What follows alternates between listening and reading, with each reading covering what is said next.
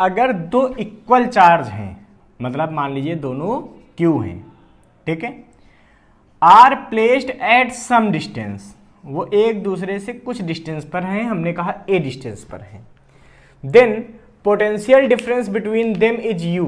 तो इस सिचुएशन में पोटेंशियल एनर्जी, ठीक है, जब 2 + Q चार्ज रखे हुए a डिस्टेंस पर, तो उस समय electric potential energy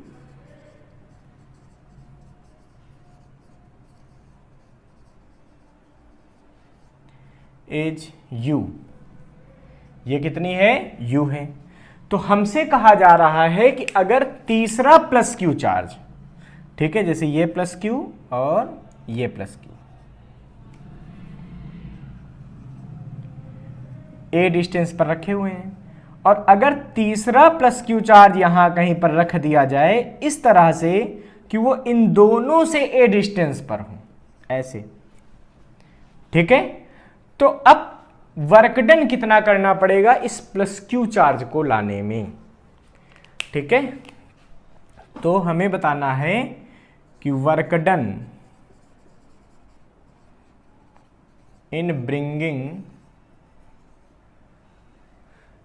third charge.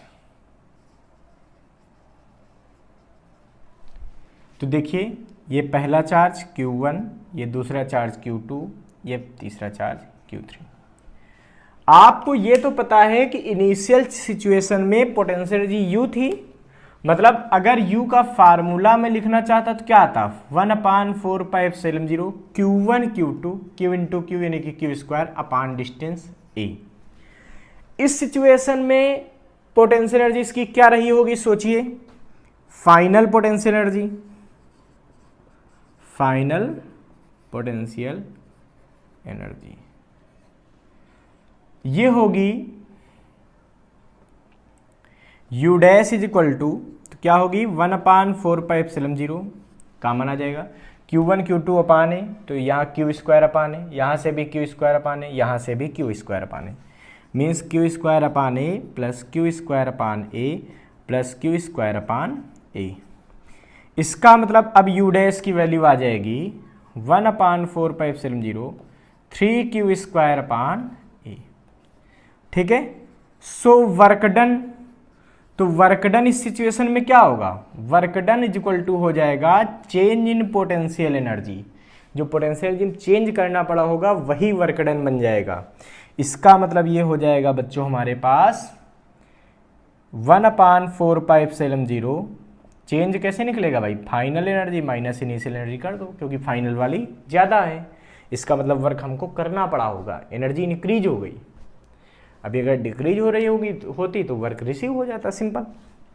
तो ये क्या आ जाएगा, U डैश माइनस U, मतलब यहाँ से देखो तो इसको मैं क्या 3U भी लिख सकता था क्या, देखिए इससे अगर देखें कंपेयर करके तो क्या आएगा 3U आ जाएगा, यानी क्या आ जाएगा 3U माइनस U, सीधा सीधा, इसकी कोई ज़रूरत नहीं, यानी कि नेट आंसर आ जाएगा 2U।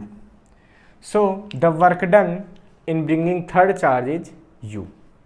इस क्वेश्चन को ऐसे भी देते हैं कि अगर एक चार्ज रखा हुआ है, दूसरा +Q चार्ज लाने में U वर्क होता है, तो तीसरा +Q चार्ज लाने में कितना वर्क होगा इस सिचुएशन के हिसाब से, तो भी बच्चों हम यहाँ पे 2U आंसर फाइंड कर लेंगे, ठीक है। अब इसको आप नोट कर लीजिए।